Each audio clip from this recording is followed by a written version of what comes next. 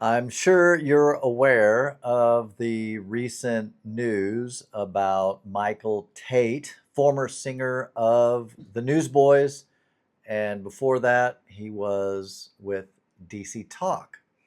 And like most of the people I cover on my channel that have been engaging in some kind of a scandal or there's some kind of a scandal, I've met these guys at a concert way back in the 90s. In fact, I met the former lead singer of the Newsboys when I was in an airport in Atlanta.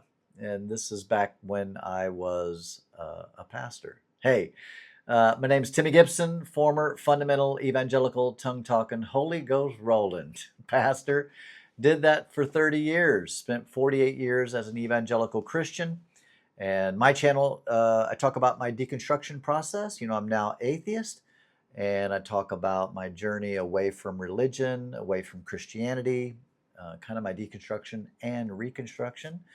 And my channel is really dedicated to the evangelical flavor, that fundamental kind of the Bible thumping group. Just telling my stories from that time in my life, that delusion, and how I got free and how I live such a much more fulfilling life now, today, not believing all the delusions from religion. So, yeah, this whole story with Michael Tait, I mean, it doesn't surprise me. I actually had heard about this years and years and years ago, and it was coming across as scandalous because he was gay, and that was kind of an open or a known secret, if you will, in the Christian world. And I've told stories about how not all, I can't speak to all, but I've told my Striper story. If you don't know Striper, that was an 80s big haired rock band, but Christian, how they lived just normal rock star lives. That's the lifestyle they lived, drugs, women, all the stuff. That's not really a secret. It's kind of like what they're saying about the Michael Tait. It was kind of an open secret or a known secret. It's not like it was uh, I mean, obviously his bandmates knew about this. They're acting like they're so shocked by all of this. And I don't know what they were involved in as well. But I can just tell you, having lived in that world for 48 years, I'm sure that they are guilty of what Christians would consider shenanigans as well, with drug use. Drug use within the Christian music industry is prolific, just like it is everywhere. So, none of this shocks me. And again, I had heard about Michael Tait way back when. But here's the thing I want to say. First, I want to say this. If you're the victim of SA, I just want to tell you, report it now. Just do it, okay? And my heart goes out to all those who are victim of SA. There's no excuse for it. It's despicable. And my heart, it goes out to anyone that's experienced any kind of abuse like that.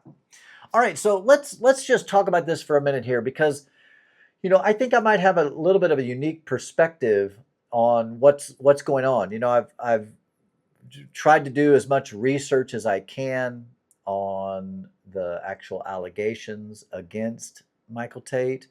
And I think at this point there are three guys who have made accusations towards Michael Tait for grooming and touching them without their consent, which is just 100% despicable. So there's a few things. One, and I've done videos on this. In the evangelical Christian world, you must hide. You have to hide. Michael Tait couldn't be open about his homosexuality. He couldn't be like, "Hey guys, I'm gay." Like, he would have been kicked out a long time ago just based upon that. So you add in the fact that he's living a lie and living this secret double life for all of these years. I think he's like 58. Um, And so for years and years and years, I mean, I don't know Michael Tait's story. I would love to talk to him on my channel. I doubt he would come on here, but I'm going to try to reach out to somebody that I think would have a connection to him that I know, to see if I could get him to come on. But, I think everything's too fresh. I'm sure he wouldn't want to come on at this point. Um, but, I know this world. I have had many gay friends in the Christian world. And some people would say, well, how did he hide it? Or how did he keep it a secret? Or, why would they have allowed him to, be the lead singer of this band knowing that he was gay? And that's easy, because he's talented and he can bring in the money. He can bring in the crowds. Honestly, like that's like a known thing. I know. I have a personal friend of mine, like a personal friend of mine that like I'm, like we have each other's cell number. We don't talk as much anymore because he's still in the Christian world, but like this was a good friend of mine.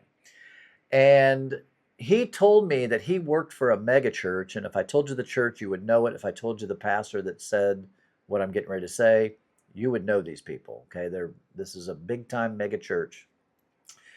And the pastor told my friend, who was gay but also an incredibly talented musician, a pianist and singer, songwriter, all of that, just a gifted voice, just so talented. And this pastor knew my friend's story, and he said to him, just keep it under wraps, be discreet, don't get caught. And this is what he finally said: don't bring a scandal on our church.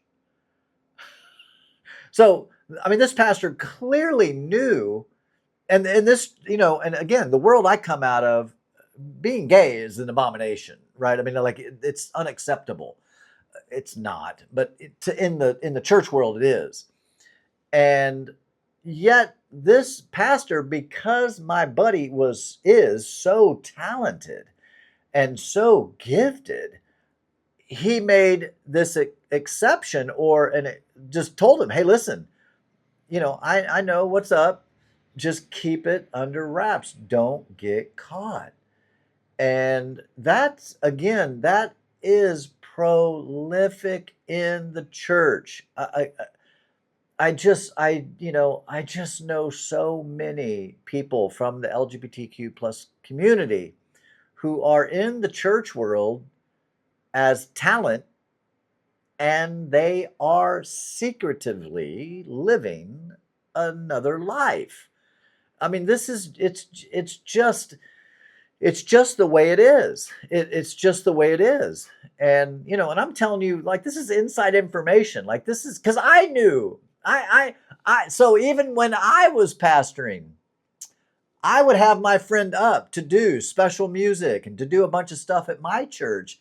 And I knew his stories, and I knew the juicier side of his stories, because towards the end of my pastorship, or pastoring, my pastoral career, I was becoming more and more open-minded and more liberal. So even though I was an evangelical pastor, I was supporting same-sex marriage, which got me in a lot of hot water with most of the people in my circle. But I had invited in many people to speak or to teach or to entertain, and I knew their stories. Like, I knew of the drug use. I knew of their sexual behavior. I knew about it. But they were so talented and had such a great stage presence, you would make exceptions. But you would also say things like this. There's a scripture in the Bible that says, love covereth a multitude of sins.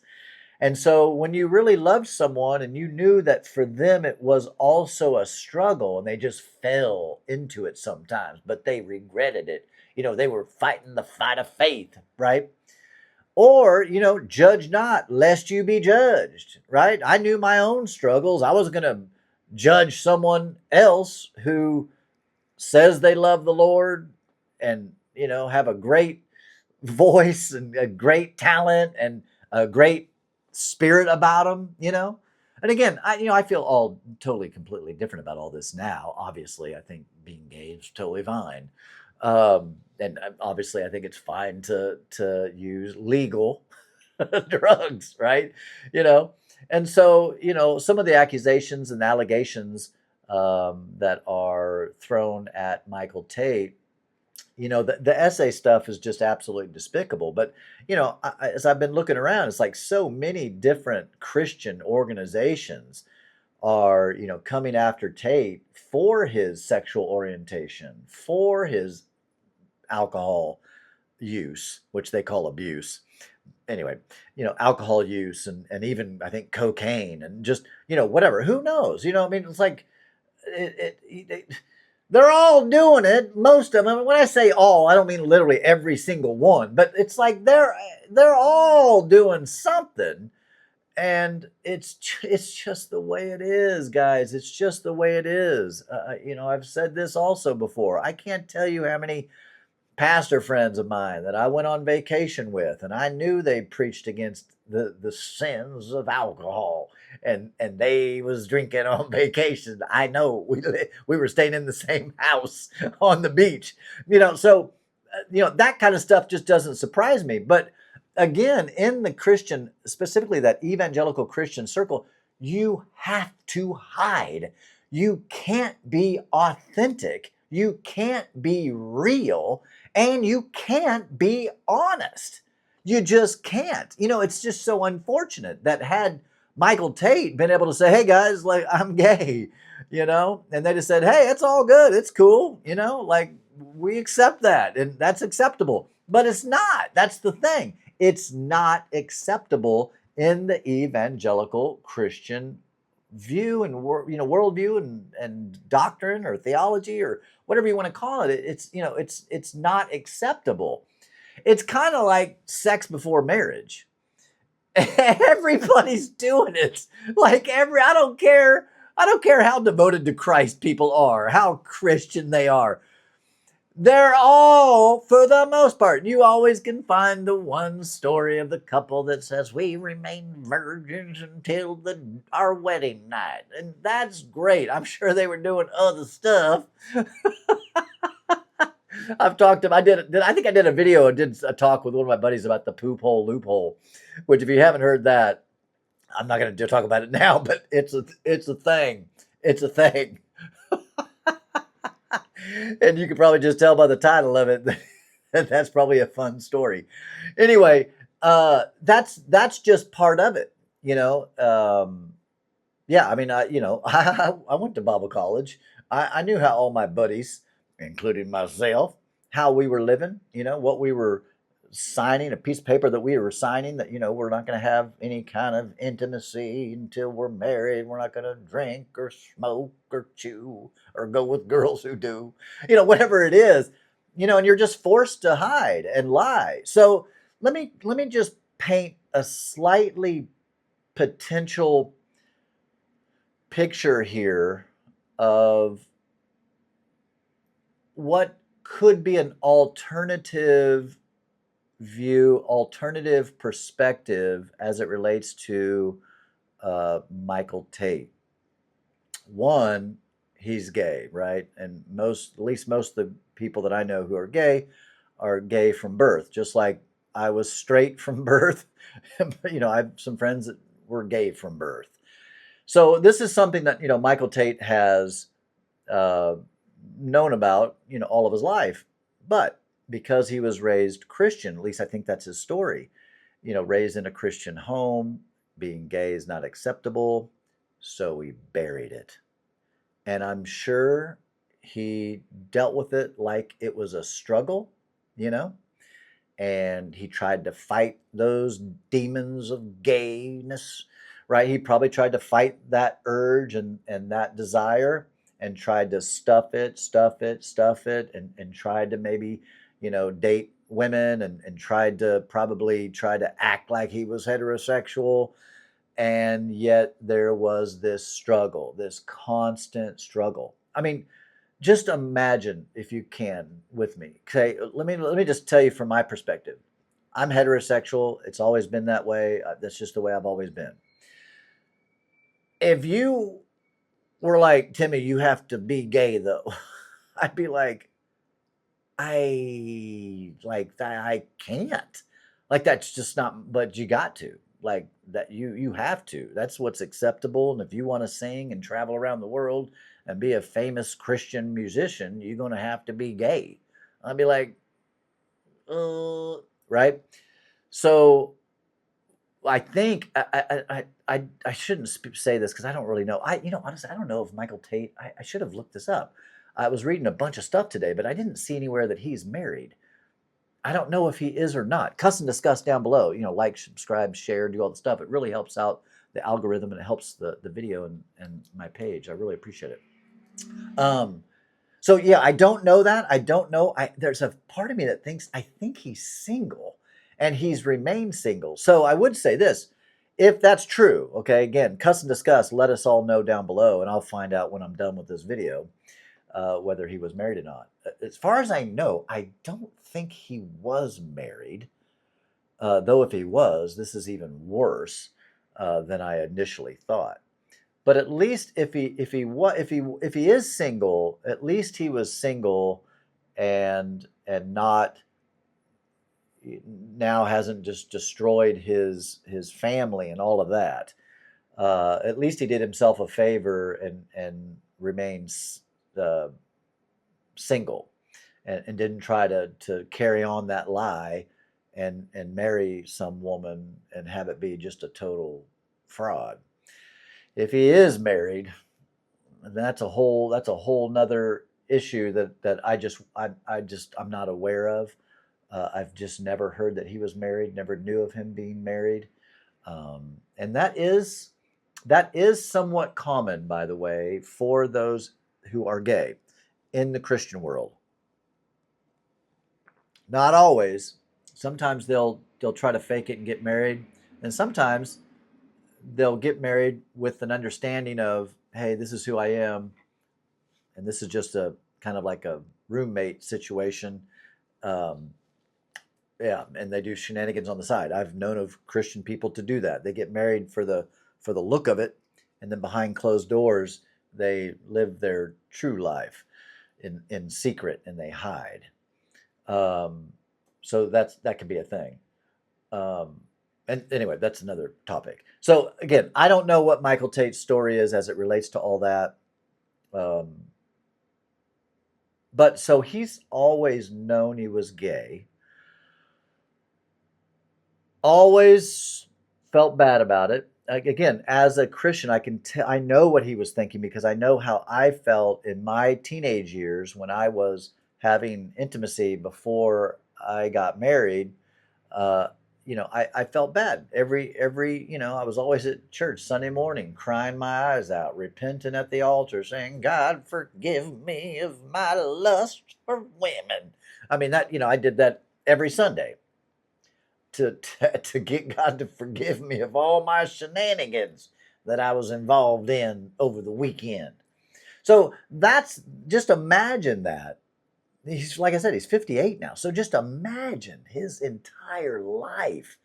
He's living a lie. He's trying to fight against his nature. He's trying to stuff who he really is in order to present a certain facade. Well, as we all know, you can't hide forever, and people knew about it. I'm just going to say this.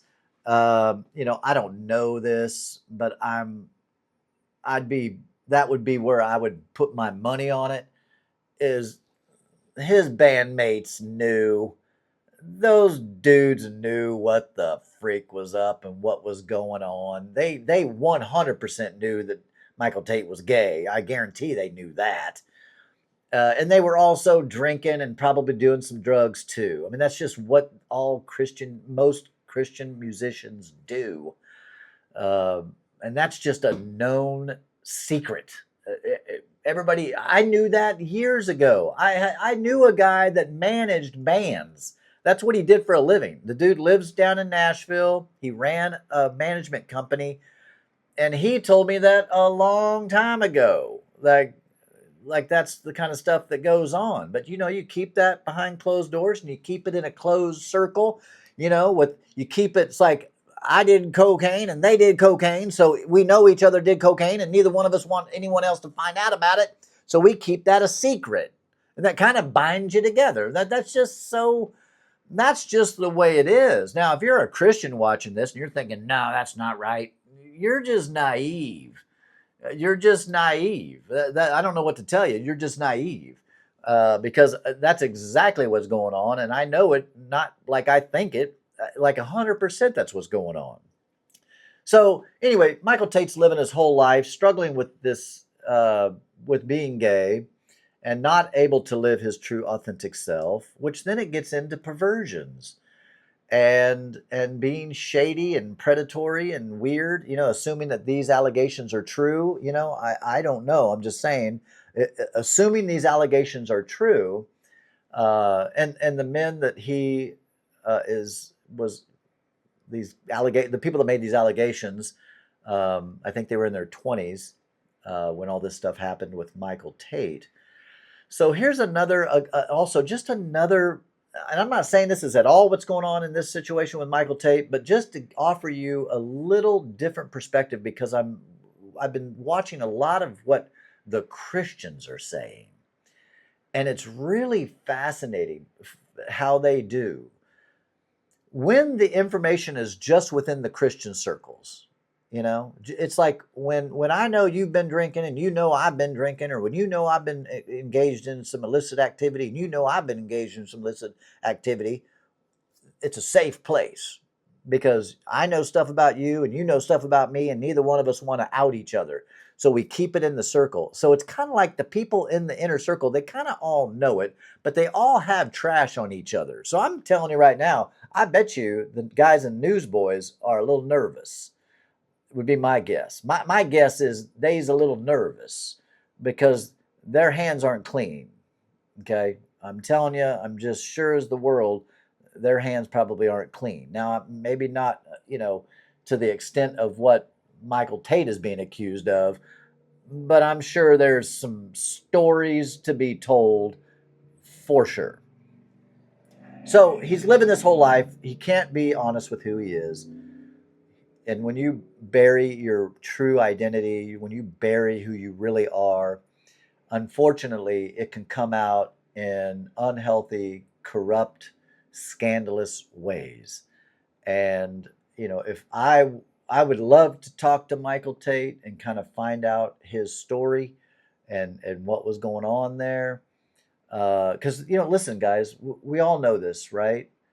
And again, I'm not excusing any of this. I'm just talking, okay? I'm just shooting the shit with you here about this as a former fundamental pastor for 30 years, in it for 48 years. I knew a lot of people and know a lot of people and saw a lot of things in my 48 years. Things curl your toes. That's what I'm talking about on my channel. So, I would love to talk to Michael Tait and kind of find out what his journey was. Because in the Christian world, and I can just tell you from firsthand experience, okay? There were times that I was with other pastor friends, okay? And we'd be smoking or drinking or doing a little bit of that marijuana, okay? Back before it was just totally acceptable as it is today. And we were doing all this stuff secretively, okay? And I'll never forget one time we were doing this, and the next day, and we had stumbled on some rated X videos, and so we were, again, for those of you that are atheists, you're like, okay, that all sounds fun. Like, none of that sounds immoral, Timmy. No, that's just it, right? Like, it's not immoral. I mean, obviously, smoking the devil's lettuce when it's not legal is illegal. But outside of that, we were engaging in stuff that wasn't immoral, but it is to the normal person in the world. But to a Christian, porn is it is immoral. Premarital intimacy is immoral. Drinking alcohol is immoral. Smoking reefer is immoral. Thinking lustful thoughts is immoral. touching yourself is immoral. So you got to imagine in that world, everything's immoral. And so anyway, back to my story. And so we were all in the Christian world, me and it was I think it was three of us. It was me and two of my pastor friends. What we were doing would have been considered immoral. Watching rated X movies, smoking and drinking. Okay, that would have been looked at as immoral. One of those guys had a super guilty conscience, right? And so after, like, it was a day or so after, he came back to us and was like, guys, I just feel really like we were really bad and wrong for doing that. And, I think we ought to turn ourselves in and, receive the punishment that we should be, given for our terrible behavior. I don't want to lie. I want God to forgive us, and we should confess our sins so that we can be forgiven. And do you see where I'm going? So thankfully we ended up talking him out of that. We ended up talking him out of that and said, dude, let's all just repent together. Let's ask each other to forgive each other. And let's just make a pact that we ain't ever going to sin no more. Okay. So that's how that went down. So that kind of behavior is very common. It's like, what do they call that? Self moderation, where you do something and you feel so bad about it, and nobody knows about it, but you feel so bad about it that you end up confessing your sin to someone else. A lot of times I think that's what goes on with the Catholic priest. People do bad stuff, they come in, they confess their sins, rub their rosary bead, and then they're good, or whatever, do 5 Hail Marys, whatever it is. I'm not Catholic, but from what I know, that's kind of what it is. So that's like prolific. And I even did that. There were times my mom could testify that, I would, after a weekend of illicit relationship with some girls, when I was a senior in high school, I remember crying to my mom, repenting and telling her I'd slept with this girl and I feel terrible about it. And the devil tempted me and I fell into that temptation. She was like she was like Bathsheba. She was naked and I couldn't resist. Like that stuff. That's just the way that Christian world works. And so, I remember repenting to my mom and, saying, please pray for me. I've got lust in my heart and I can't control it. I'm 18. Of course I can't control it. My testosterone was through the roof. So and obviously now I realize I was just a normal teenage dude. But again, I was raised that it was a sin, and it was displeasing to the Lord. It wasn't God's best, and you shouldn't be doing that stuff. God doesn't approve until you've walked down that aisle and got married. That's the only time you can do it. So this is just part of the Christian world. So, I'm seeing all of these, outside of the 3 allegations that are just despicable, there's been a lifetime with Michael Tait of consensual relationships that are kept secret, right? So here's what I'm trying to say could be a slight possibility. People are drinking together, they're feeling guilty about it, they're engaging in activities that they were, a part of, and then the next day or later on, I think these allegations have been made now years ago. I forget how many years it's been, 7 to 10 years since the thing happened.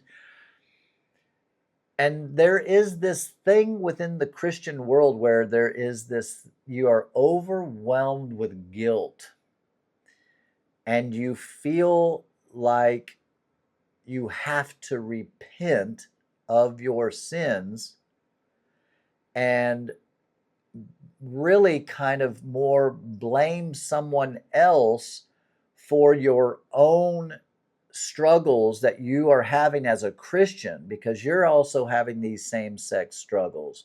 And it doesn't seem like, I don't know what, I'm not talking about now Michael Tait as much, I don't know the stories there. I don't know. All I know is I've read the allegations. They're despicable. They're terrible. but I also know how the Christian world works. And, they're making this, even his being gay, as scandalous, drinking as scandalous. Like, again, in the Christian world, it's all scandalous. And into, to the most of us in the world, well, being gay is not a scandal. Drinking's not a scandal. Um, Clearly, SA is a scandal. But I've noticed that all these Christian sites are really focusing in on him being gay and living a double life, and the drug use and the drinking and all of that. Which, I think when they say drug use, I think they're talking about alcohol mainly, but there's also, I think they mentioned cocaine, whatever. Um, so that, just to give you another perspective from someone who comes out of that world and has been in that world, seeing how people do and how they act, and how they, okay, I can give you another story, and I remember this from when I was in the youth group. So when I was in the youth group at the church I grew up in, there was a couple. It was a buddy that was a friend of mine, and there was a small youth group, like 80 kids. So we were all friends with everybody. But there was this couple that was dating. I think, I think he was 16, she was 15, or they were like super young teenagers. Well, it ends up, they're engaging in premarital activity, and he, or no, she rather, she started feeling really, really, really guilty about it, feeling really bad about what they were doing, and ended up telling her parents. And I remember her parents talking to the youth pastor, and I remember the buzz was going around in the youth group, about this. And it was interesting because, they're 15, 16 years old, right? And doing what a lot of 15 and 16-year-olds are doing. And ended up, they both got so shunned and treated in such a really bad way for doing what all the teenagers in the youth group were doing, but keeping it under wraps, keeping it hidden, keeping it secret. Um, but there is that whole guilty conscience thing where people start feeling guilty about their, what the church is calling sinful behavior, and coming out with these stories, and just painting them in a certain way. Again, I these are allegations at this point. I know nothing about the story outside of what you can find out, just like I did, by reading the report, by watching the news, by seeing the stories. That's all I can do, and that's all I can comment on. So, but I can just give you a another thought to think when you think about some of these scandalous stories that come out of the church.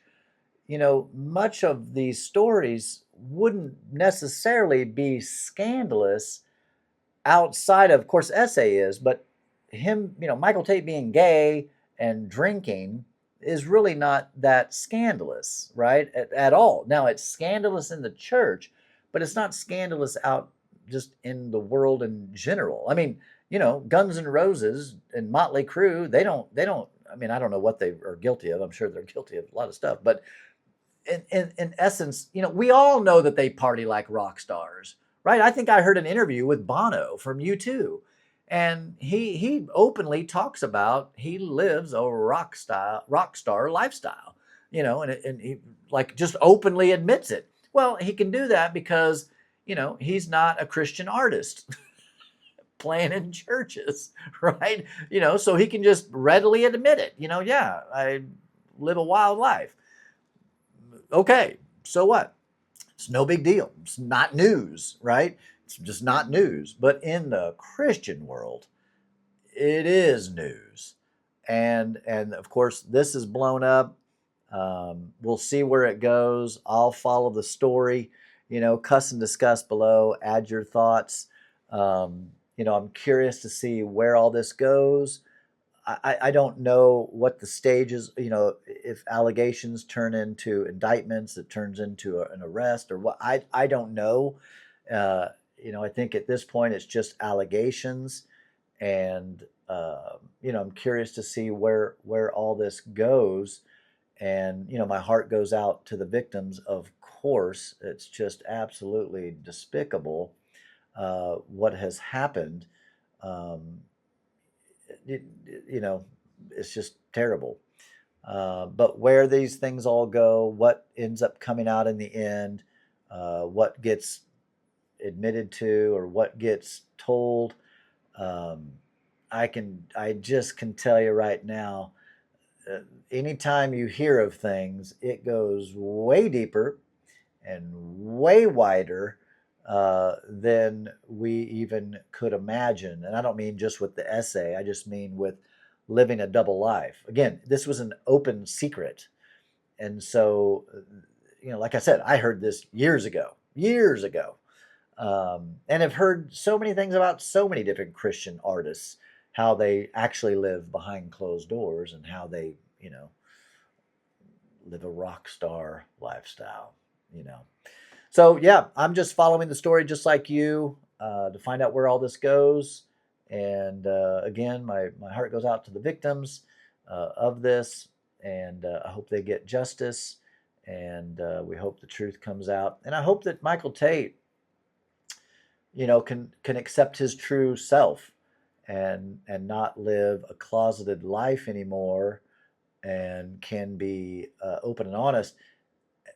You know, and I would say that regardless of, if he turns out that this is, he's guilty of it and it's all truly as it's saying, I hope that he'll learn from all of this, because I do really think that the Christianity overall is a toxic environment to try to live in. I know I tried to live in it for 48 years, and I feel way better now. I'm more fulfilled.